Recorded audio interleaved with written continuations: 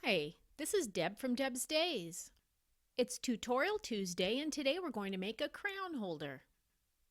Along with your regular sewing supplies, for this project you will need a 7-inch by 21-inch piece of main fabric, a 7-inch by 21-inch piece of lining fabric, a 7-inch by 21-inch piece of fusible interfacing, need to cut 2 of those, double fold bias tape, rickrack, some type of elastic, I'm using a ponytail holder, a button, and a marking pencil.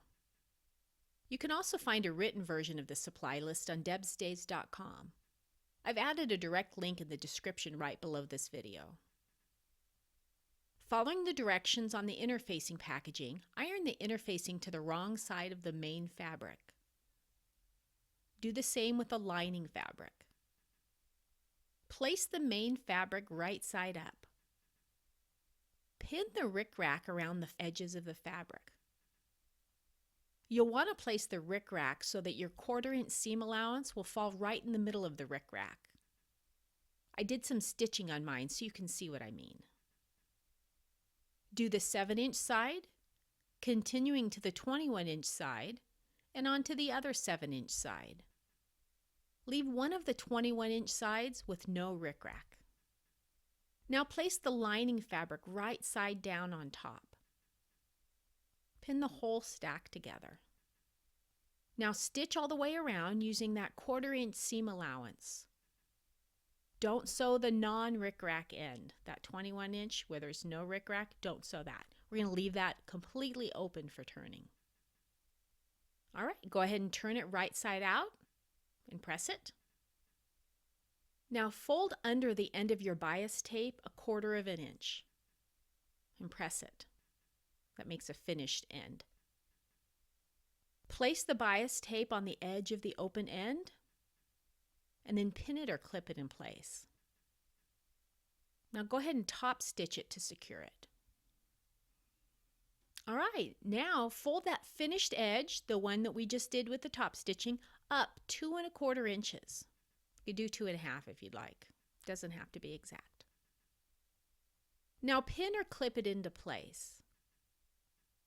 Now place that elastic hair tie over the midpoint of the crayon roll. I had a metal piece on my hair tie that I had to cut off, so I had to put my ends to the inside, my raw edges, but you might not have raw edges. The midpoint winds up being right about over the bias tape area. Now we're going to sew that down and top stitch all around the holder. Now go really slow over the area where that hair tie is. It can be a bit bulky. When that's finished, now we're going to mark the spacings for the crayons. I tried to do every 1 inch and they were just a little bit too tight, so I moved to 1 1/4 inches and that seemed to work better. So use your marking pencil to mark those spaces and then sew along those lines to make the compartments for the crayons. Now as you're doing that, make sure you back tack on each one of those compartments so it doesn't come loose. Then go ahead and place the crayons in the compartments. To find the proper placement for the button, go ahead and roll up the crayon holder. Go ahead and pull the elastic loop around like you were going to secure it, and then mark that spot. Go ahead and sew on your button by hand, and then you'll have a handy dandy crayon holder. Rolls up nice and neat. If you'd like to see more craft projects like this one, don't forget to subscribe to my YouTube channel. And stop by the blog at debsdays.com. See you next week with another project.